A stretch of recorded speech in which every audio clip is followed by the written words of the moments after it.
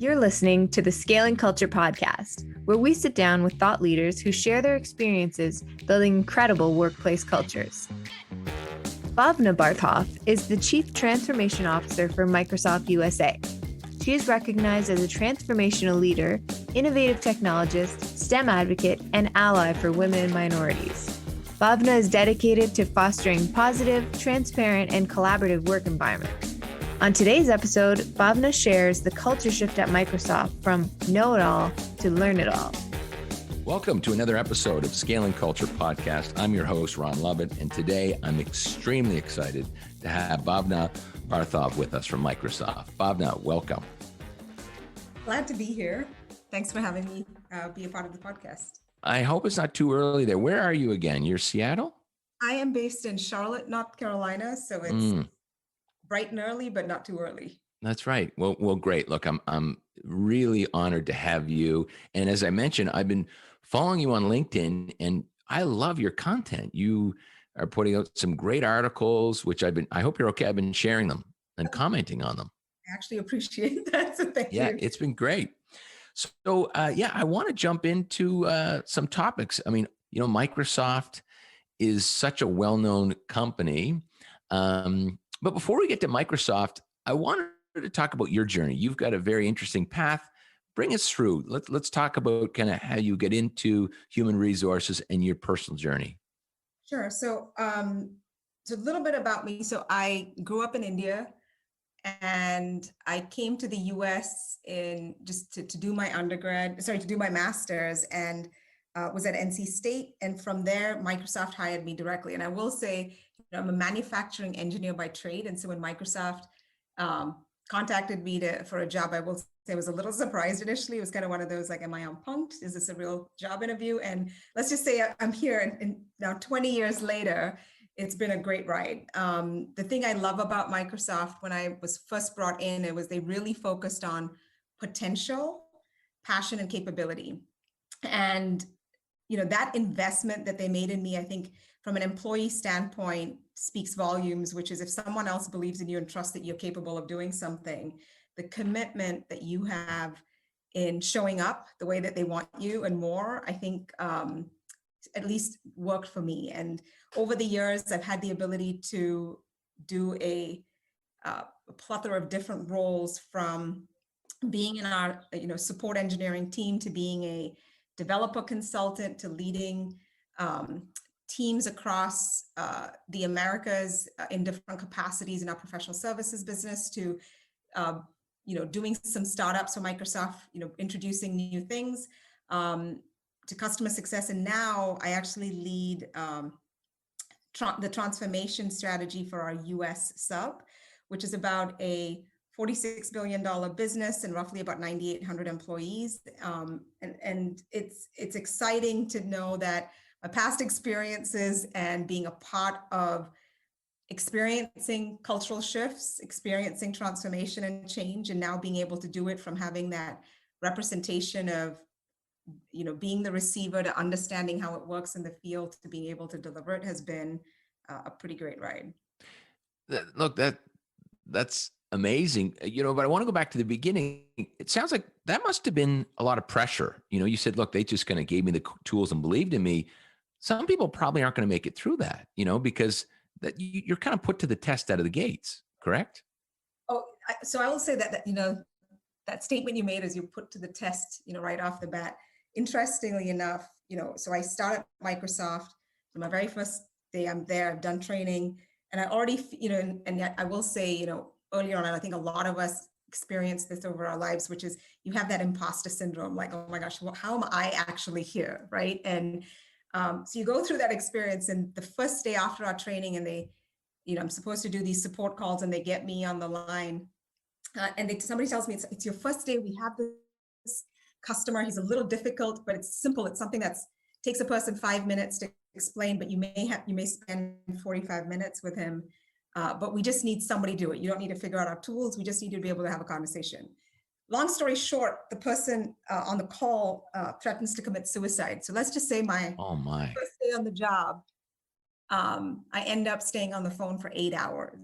And I will tell you, after that, it's been it's one of those, like, they tested me day one and I was ready. Wow. So I realized, regardless of my background, that concept of people skills and understanding people and staying calm and knowing how to work through whatever is thrown at you and accepting it and taking advantage of the opportunity to learn and grow, I think has served me extremely well in my career and kind of helped me. Well, it sounds like, based on your first big test, that there's two things two things you possess, and that's got to be patience and empathy. Right.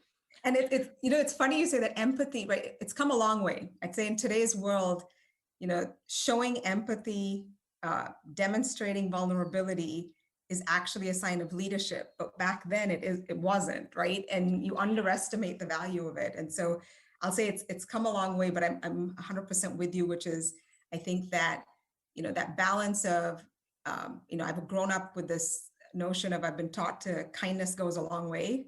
And a big part of that, as you said, is, that patience, empathy, and showing up matters. And for that to be something that, I had to be able to put into, action on my, first official day of working, I'd say kind of validated for me that those skills matter more, as much as your education.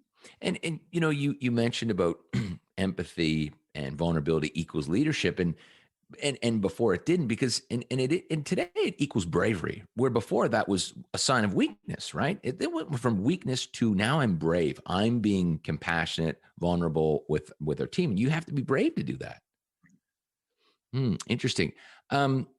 So I was curious on your aha moment. And what I mean by that is, culture seems to be also an interesting topic, and people are it can be divisive. It's almost like religion in some cases. It can be like politics.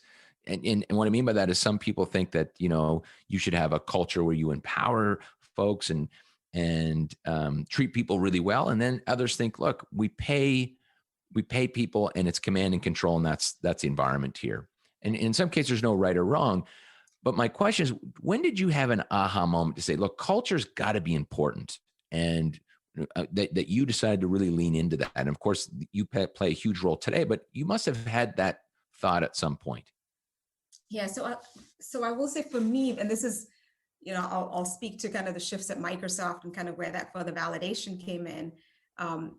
Many years ago, I was asked to take on an organization for Microsoft, and I played a huge role in introducing IT service management into the company. We spent a lot of time on doing, consulting deliveries from a technical standpoint, but that three-legged stool of people, process, and technology really need to come together when you're talking about solutions, is super critical. And so as I established this new organization, and, it required me to, collapse a couple of businesses that had existed before, that were kind of doing their own thing, had their own leadership in the past. And then here I am, this random new person.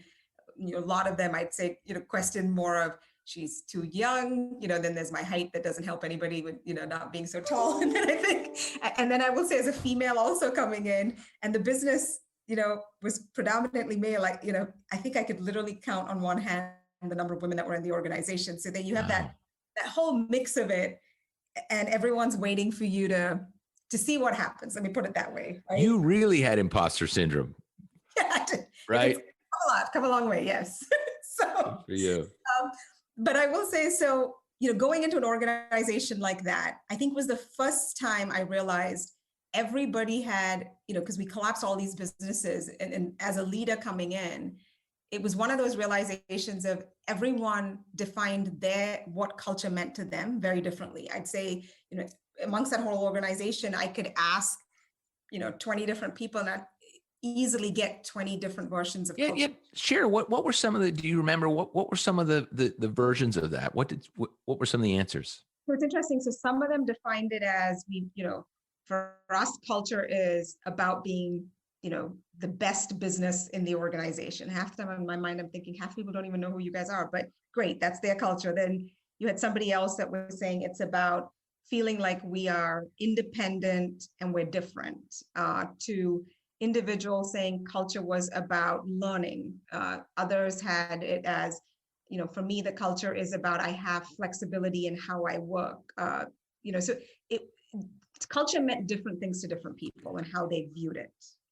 And Bhavana, did Microsoft, 20 years ago, did they have a set of values? I'm trying to visually, if I was an employee, was I onboarded with 5 distinct values? Were they on the wall or not? So back then as a company, and it's interesting because I remember even printing all these out, we had values, right? And I think there were, if I remember right, and don't quote me on this particular one, but we will not quote you on this. 10, there was 10 different values, but they weren't really ingrained into we had the values of the company. You had, Microsoft's mission back then, and then every organization was starting to define their own set of values. So it wasn't one of those like, we should all embrace, the values that are up there. And it was, everything you could kind of relate to and connect to. So it wasn't some values that were, that you couldn't align with. It was more people felt like additional values were important, right. So adding stuff to the list. And then you also take the mix of, culturally as a company where we were, the more complex things sounded, the bigger the buzzword or corporate jargon we tended to use, the belief system that you were the business that mattered, right? And in my, simple world of how I operate, things just need to be simple. And I've had this tagline when I first became a manager on this whole basic concept of simplify, you integrate. You don't have to solve all the solutions by yourself. You partner with others well, and everything should lead to growth, whether it's business growth, your own personal growth, whatever it is you're working towards growth.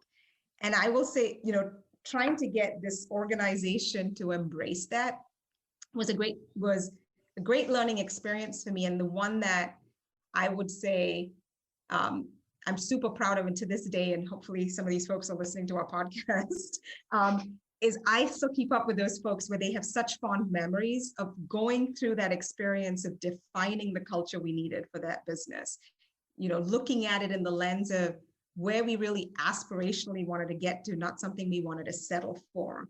I love that. Where we want to get to, not something we want to settle for. Right.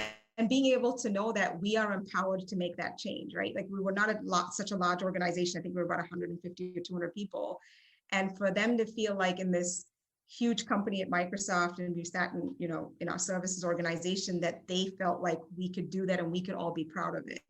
And so to go through that experience of driving that shift, as I mentioned, there were not a lot of women in the organization.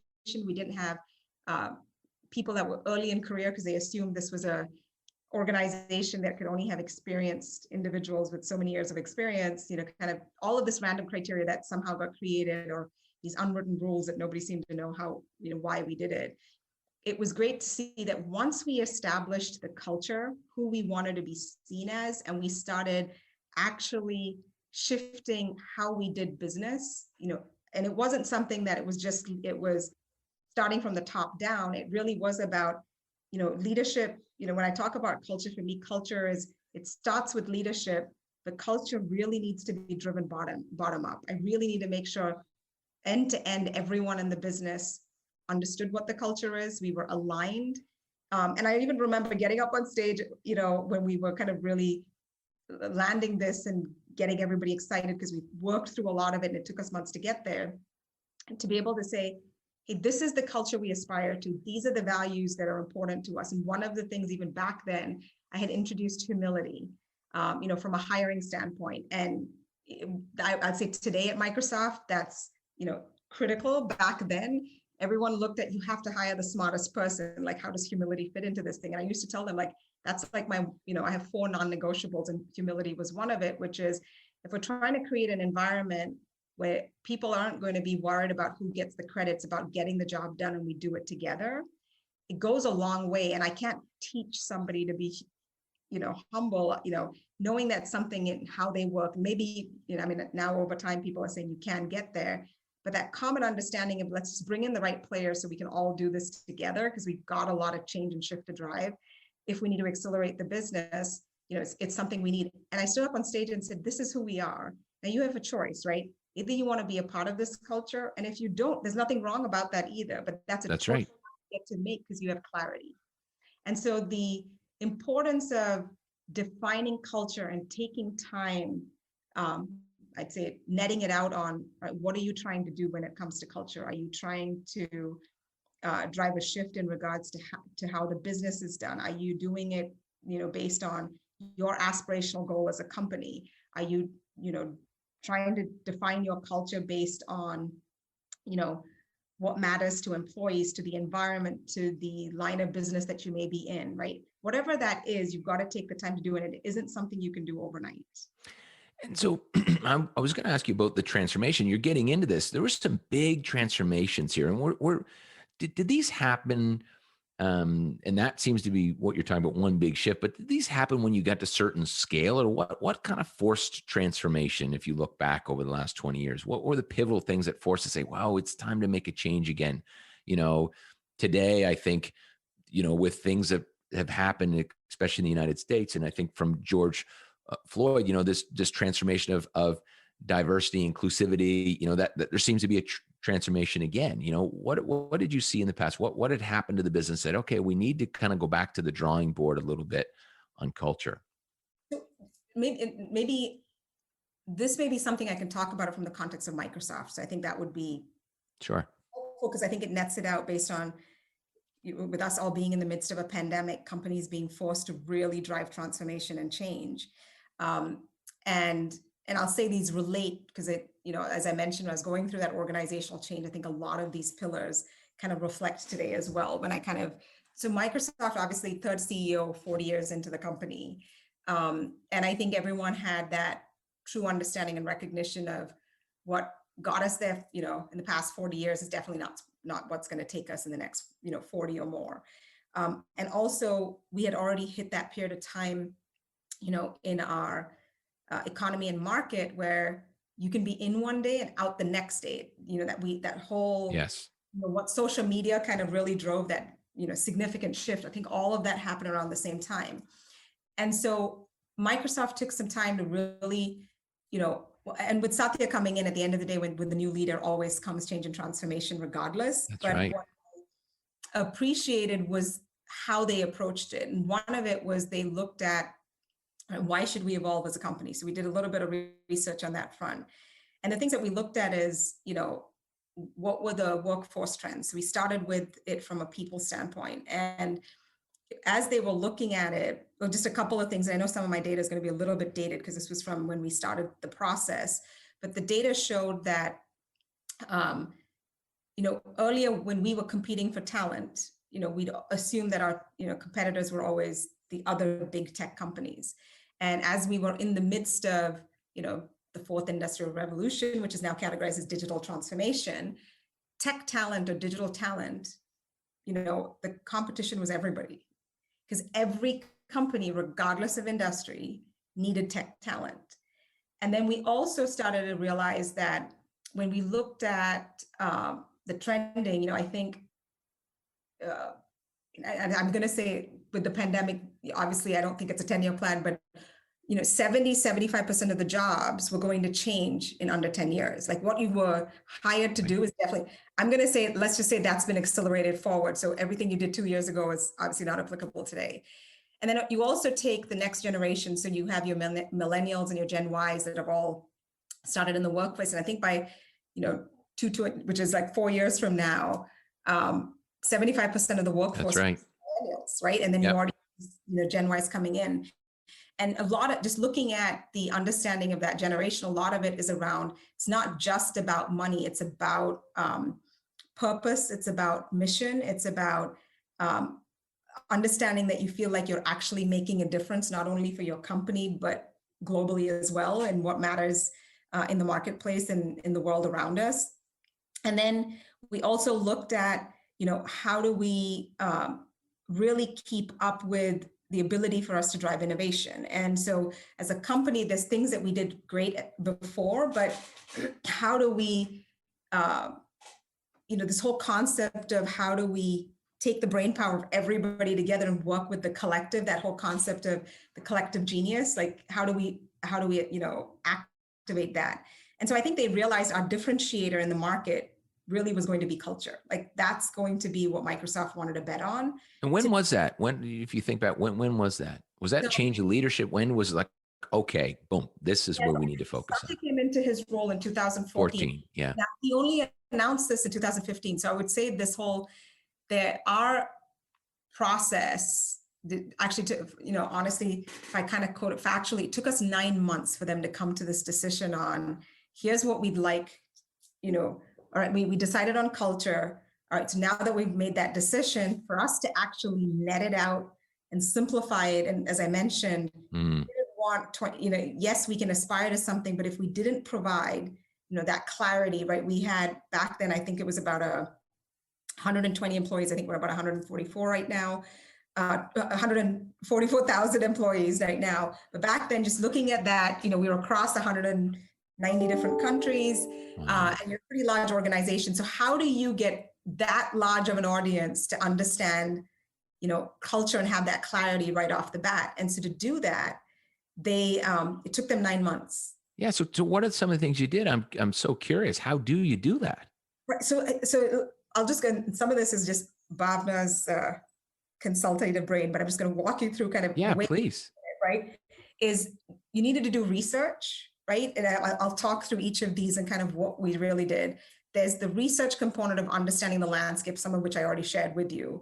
Then it's about defining it. Like, so when you want to define it, you can use so many words, and people love the, buzzwords are a thing, these days, right? So, but how do you want to truly define it? What matters and how do we go about doing it? Then the next thing is, before you even go roll it out, you got to get buy-in, so who would you get buy-in from? Like, how do you go through that process? It's kind of like, any program you want to roll out. You need your champions from frontline leaders, everyone, right? And then you got to test the waters and then finally be ready to declare it, right? Like, so this is kind of that life cycle, if I kind of call it, of how we'd go about driving any kind of shift. From a culture perspective, it was the same thing, right? So they began with, research both internally and also externally, like how was Microsoft perceived? And there are, there's a ton of stuff I could talk about, but we have like 10 lessons learned going through the process. But if I just net out the initial piece of how do we go about even getting to defining our culture, understanding how we showed up internally and externally, and what were people saying, what were they proud of, not proud of, let's just get all that on the table. The next piece of what they did was, they created what we call a culture cabinet. And so what they started with is they brought in, experienced, leaders from outside, Carol Dweck, who wrote, the mindset book, like brought her in directly because Satya was reading about a growth mindset, and he had already kind of made a decision on that's fundamentally the right place for us to go when we look at how we showed up in the market, how we show up in the market. So really shifting from that know-it-all culture to a learn-it-all culture, and having that ability to learn and grow in the market and not have that, end point of your journey, because that's never going to get there in the market that we're in. So really being able to shift how we continue to grow and learn through the process and evolve and show up better and better. And that's going to help from an innovation standpoint. It was a huge piece of work that needed to get done. So bringing her in, they brought in prior leaders from within Microsoft, and then they really set out to, his biggest thing was he wanted to be able to land on something that was simple, which to me I love, because that's a big part of, who I am. Absolutely. Something that was strategic, like the vision had to have a really strong strategic vision and really build on kind of what Microsoft at its core used to be about, when we had Bill Gates. And so they talked to about 180 of our corporate vice presidents. They broke them out into these 17 teams to really form what we called culture cabinets. It all had different components associated to it. They got employees across the board. I participated in a couple of these going through the process, and it was great where they really wanted to know, they tested it out. They kind of got your input and take as they were thinking through it, like what words sounded good, from an employee standpoint. And then they landed finally. And then you said something about, it's a worldwide audience. So we can't just cater to a US market. Like, what does it mean culturally across, to me, I'd say that was a big thing for me on that diversity and inclusion being made real, and really seeing them taking it to that extent as they were defining it was huge, right? Like they gained feedback from all of those employee focus groups, And then they finally shared it with external groups to get reactions as well. So I'd say all of that went into when they finally said, well, it's about a growth mindset and as a company culture, as we've defined our mission, we're going to be customer obsessed. We're going to be extremely diverse and inclusive. And then based on all of the challenges that we had as Microsoft in the past, we will show up as one Microsoft.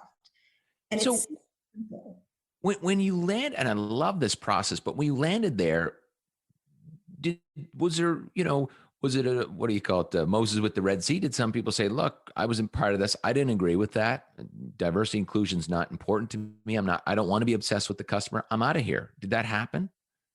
So I'm sure it did. I'm just going to say, I think the way he did it, I think Satya himself as a leader is just amazing. Like there is, if you heard him speak, he's extremely calm and is a person that you want to hear what he has to say. Very calm energy. He's just, yeah, absolutely. I've not seen him in person, but saw lots of content online. And so I think the thing that I think was well appreciated and well received was how much time that was invested by Satya and his leadership, his direct reports, on really talking about their thought process behind how they landed on these three things. What was important, sharing the story about the investments that were made within the company to really, come down to these three core, things, and then the fundamental of a growth mindset, like why were we shifting as a company from this know-it-all, and only focused on us to really thinking about being those learners, showing up together, being okay and willing to take risk. I think that was a huge part. I will say the concept of fail fast that we say, and we want people to take risks, but then everyone's like, yeah, but if I take a risk and actually fail, who's going to help me? And I will say for me, the one that stood out the most, and in 2000, I think this was around in 2015 as well, or maybe the latter part of that year, I think everyone heard it. It was very different. I think people appreciated it, but at the end of the day, did people think that the culture was really changing? They were like, I will say there were those individuals that's great. That's how Satya is doing. And that's some of his direct reports. But my immediate leadership is definitely still doing things the old way. Right. Or it was still a culture where people weren't really happy in the organizations that they could have been in. And I will say the thing that made a huge difference, or at least for me, was, I don't know if you've heard of the Tay chatbot that we had. No. The Tay, and I don't think a lot of folks do, but I have to say, as an employee, this was huge for me. So Microsoft had, I can't remember the name of the chatbot, but had rolled out this chatbot in China to learn AI. So it's an AI-based learning model, and this was, back then. This is around 2016 too, roughly? Yeah, this will be 2015, 2016 as well. And, China, it was about 40 million people. It was very successful. So our research and development team figured, all right, let's create this chatbot called Tay to communicate with, individuals of the age range of 18 to 24. Twitter had just been out, so they figured, let's just go down the path and roll it out. But Bhavana, is this for, sorry, I just want to be clear. This is just for customers or not? This is a chatbot for internal staff members? It's for customers. Customers, okay, because you said 18. Okay, yeah. Yeah, so it was 18 and 24. So it was kind of one of those, like, let's learn through casual conversations on, what's happening in the world around us. Well, let's just say some extremely smart people decided it was funny. So within 24 hours of our launch, they actually exposed some issues with the bot, and they taught it to be nasty. Yes. And so what happened was, now you take that scenario. So obviously the head of Microsoft Research had to issue an apology. Satya had to issue an apology. And in a normal world, in most companies, that would have led to what? That would have led to a bunch of people being fired. Yep. I just kind of call it what it is, right? Yep. What happened actually at Microsoft, Satya, like in under 24 hours, with everybody working through all the apologies and all the stuff that needed to get done, he actually sent an email directly to the developers himself. He didn't wait for, that leadership or anything. He sent something. And what he said was, I understand that they're, whatever the chat bot did, we need to express empathy to the people that were impacted because of the bot. But he said, but at the same time, I want all of you to keep pushing and know that I'm with you. And let's keep learning and improve and see what we can do better. So I support what happened. He's saying, I support this was the right thing to do. We made it, sure, the outcome wasn't the result we were looking for. We own it. I own it. But this was the right thing to do to test this. Correct.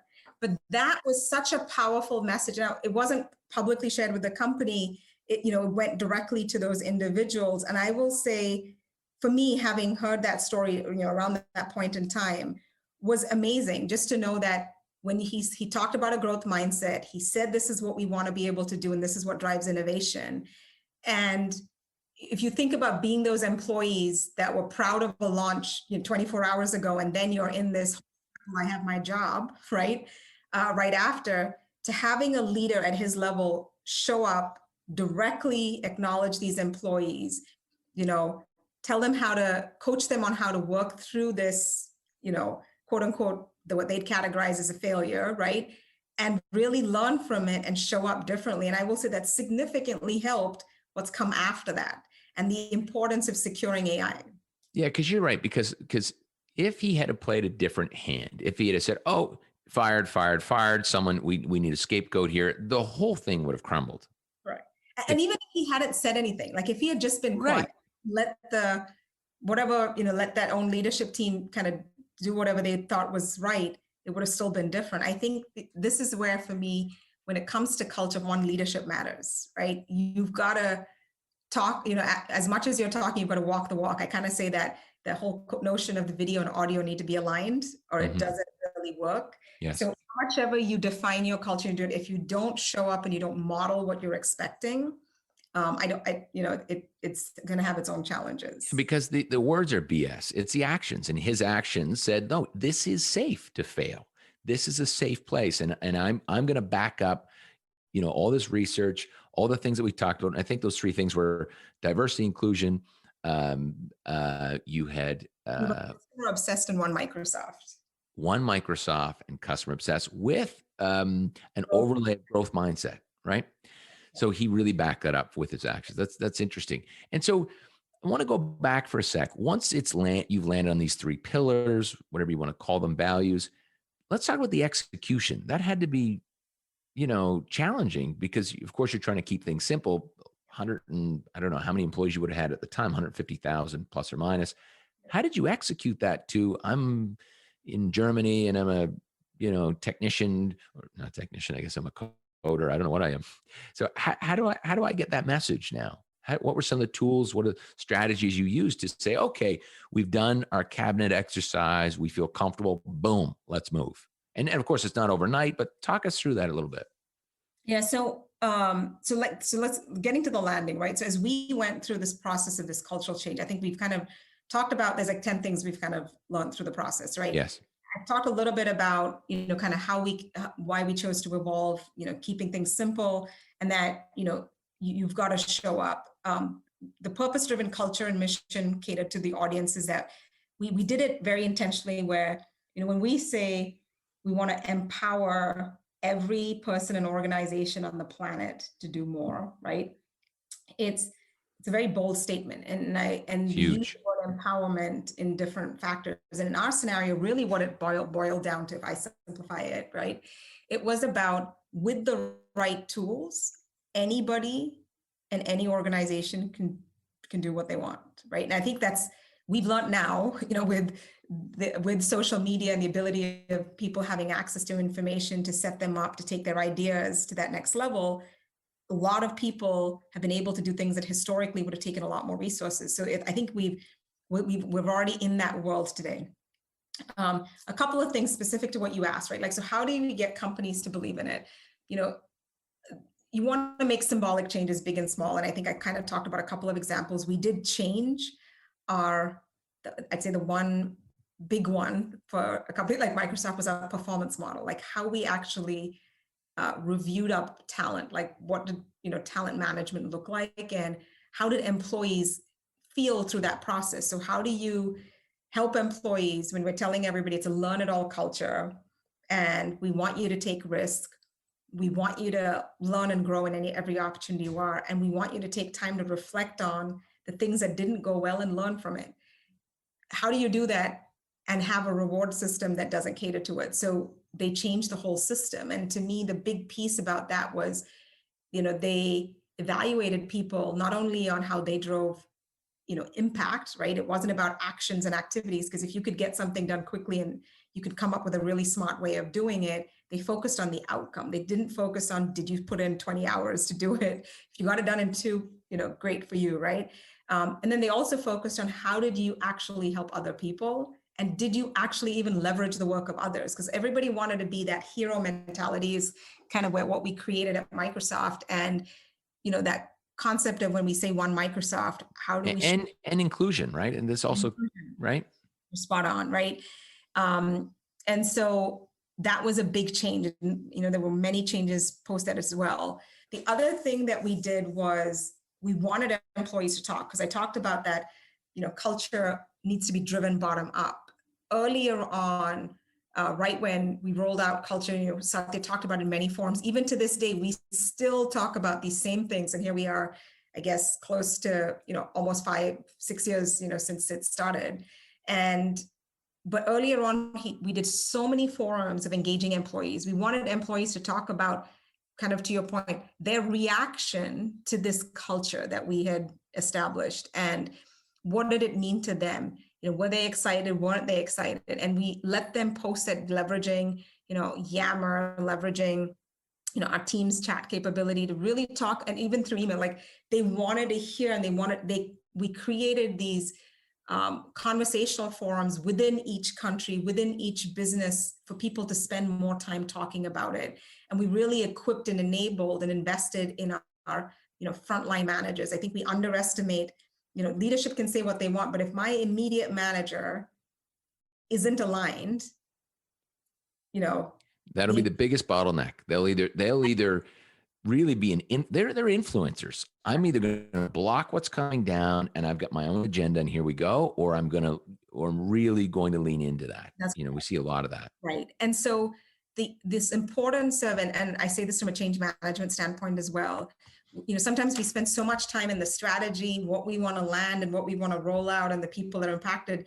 We sometimes the most common mistake, or the thing that we tend to overlook, at least based on my historical experience prior to some of these changes, is we underestimate how critical that front layer of management is.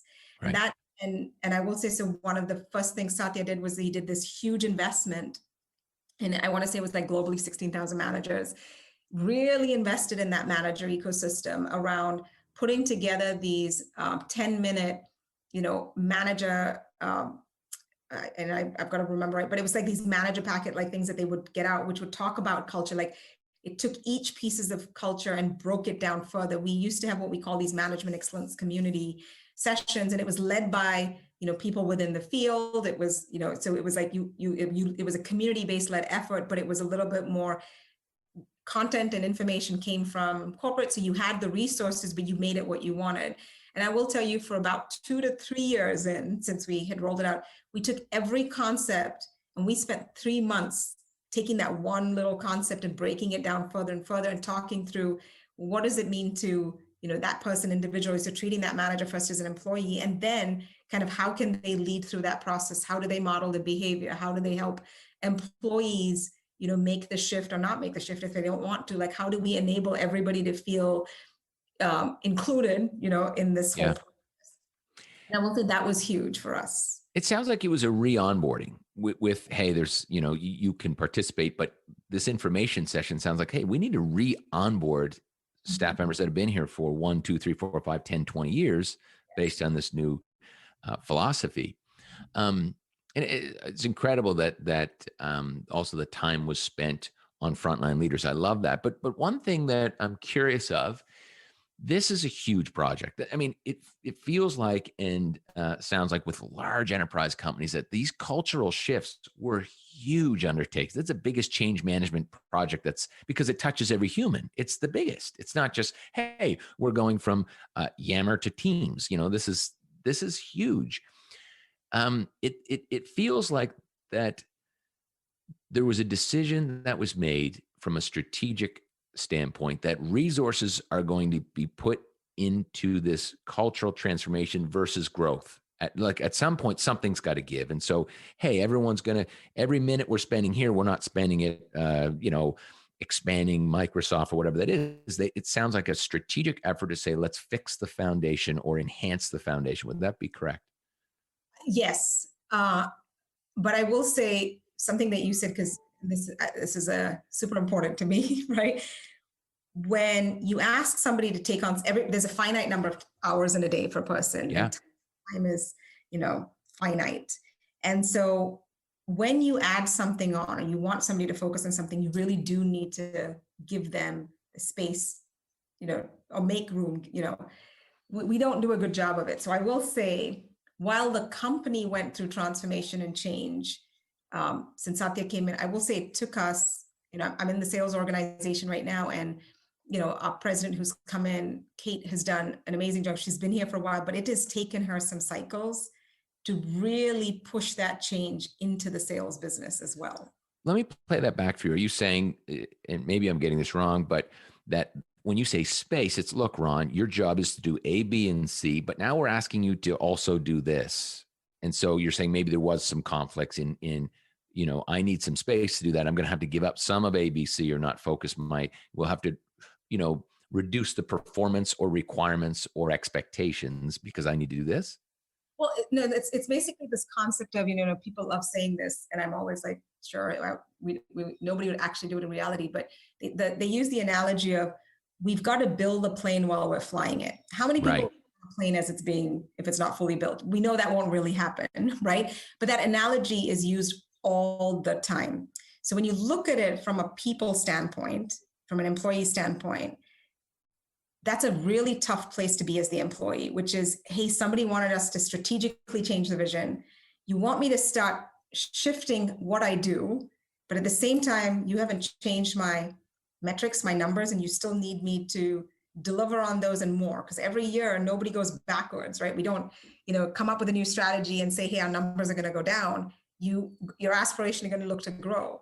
And so I'd say that the organization, at least, and I'm only speaking from just having been on this side of the house, the sales organization, that was the toughest group to be able to really embrace this change and transformation and, go through the cycles of being responsible for driving sales for Microsoft. And so I think the organization, we've taken a lot of effort now, and I'd say it's been amazing to see the transformation and shift now in the sales organization, where we've really embraced what it means to be in a cloud-based model, like really having, your historical sellers really understand and engage in what it means to sell in the cloud, what it means to really enable customers to innovate versus kind of how we used to show up as Microsoft before, which is, here's what I have to offer you, and this is what I'm trying to sell you, right? Like changing that approach to, let's understand your business, let's help let's take the time to figure out what we need to do to help you innovate in your business, and then we will meet you there. I mean, that's a big shift to kind of fundamentally make when people are compensated a different way. And so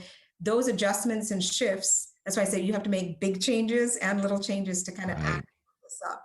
And so like I said, so now having had the experience of seeing the change in services to being a part of the sales organization of the last 4 years and seeing this huge transformation. And, one of the things you said, which was super important, at the end of the day, this impacts people. And so how are you showing up with empathy as leaders in recognizing what they're going through? You want to be able to, and the pace of change is crazy right now. COVID's put it in overdrive. And so if I just look at this past year, as a company, Microsoft had to make a decision. As you know, the solutions we provide became super critical in the midst of COVID. And so, we needed people to step up. We needed people to be able to do more to cater to our customer and market. And we had to make some, strategic decisions within the company and changes that we needed to do to better serve our customer base, and also better equip the employees to be able to work better in a tighter collaboration so that they could deliver more without feeling like it was just on their shoulder. I was just thinking, because that one bucket is customer obsessed, right? The word obsessed is in there. Now, obsessed is out there. Obsessed is it's not like customer focus. It's obsessed. That's going to pull in a different direction. that's got to be a tough juggle between one, Microsoft obsessed with the word obsessed, because that really is, that's a strong word. That's got to be a tough juggle to say, okay, I need to be, one Microsoft. We need to be inclusive, make sure we've got a diverse team and an inclusive, but we've got to be obsessive over here. Yeah, and you're right. So it's that fine line, right? Like what gives and gets. And I think what we've learned now is when it all comes together, and and again, I think we've done a good job of providing clarity around the words, because you're right, obsessed could mean different things in different capacities. I think in our world of it, it really is about everything we do needs to have a customer lens, because a lot of companies tend to make strategic decisions, and we've been part of that same. Having been through our 3 CEOs, there have been periods of time where we know the strategy or the focus is very internally focused on, hey, we need you to do X, Y, and Z, or we need you to sell something because this is how it's going to accelerate our number. But is it the right, do you have the ability to look at, but is this the right thing for my customer? So for example, if I supported a customer and they did a significant investment in Microsoft already, and our role right now is to set them up for success in their own growth, but now you're going to tell me you still need to sell them, we need to see another 20% growth in that customer. How do you juggle the right balance? Whereas now Microsoft's focus really is about everything we decide strategically, is it right for our customers? So it's not just the customer, looking at check and balance. There's always a balance. Like the customer is as important to us in every decision at the table. It's kind of that concept of, when you're making a strategic, we're talking about our people, we're talking about our company strategy, and we're also talking about you, customer, right? Like they're part of that conversation, whether they're physically present or not. And that was the intent behind it from our end. But yes. Wow. Incredible. Bhavana, I've so enjoyed this conversation. Is there anything that you didn't get to talk about that you thought, geez, this is interesting, or something that we didn't cover today? So I'd say if I kind of net it out, I love that you say net it out, by the way. I'm going to steal that from you. I really like that saying. So we talked about why culture is important. You've got to know, keeping it simple and clear. I'd say when you talk about scaling, culture and transformation as well in today's market, because it's super critical. Every company is going to go through this, whether you like it or not, right? I'd say there's a fundamental pieces that I always tell folks, you just got to keep it in mind. And these should be your non-negotiables, right? Culture matters, but leadership matters as well. So we need to make sure everything aligns. You've got to make, in the midst of everything going on around us, keep things with your strategy or vision, keep it simple and clear. Invest in change management and adoption. I know we didn't get to talk about that, but we underestimate the importance of, it's not about just launching your strategy and kicking it off. We spent a lot of time talking about post when Satya came out and talked about his cultural shift. It's taken us years and years of follow through, and we're still on that journey to really hold us accountable to see the shifts that we need to see at all levels. Right. It's not one and done. It's not boom, we've executed, we can now focus over here. This is a constant, is what you're saying. Correct. And then we don't forget your frontline managers, enable them, let them lead for you, and they will help you accelerate it. Show empathy in everything you're doing and make it actionable so people know what to do. And then this is one where Microsoft, I think we underestimated earlier, but I think is super important. I think you asked me about it, is let technology work for you. You'll be amazed on how much insights you can capture, from technology with regards to understanding the market, to tracking, behavioral shifts and changes that you need to see within your companies to know that the change that you're looking to make or the transformation that you're looking to land is actually happening the way you expect it to, and you have clarity behind it. So that would be how I would net it out. That feels like a mic drop. That was like a mic drop. That was beautiful. Well, look, thank you. I've really enjoyed this conversation. I love your energy. Even your energy says that you work for a company you really enjoy. And so that even the energy speaks to the culture, which is great. It's got to be a proud moment. Thanks so much for joining me today. I've enjoyed the conversation. I look forward to speaking to you again and keeping in touch. Sounds good. Thanks again, Ron. Thanks, Bhavana. For more information about Bhavana or anything else related to scaling culture, please visit the show description for details. And if you're enjoying the Scaling Culture podcast, please subscribe. We'll be back next week with another incredible guest.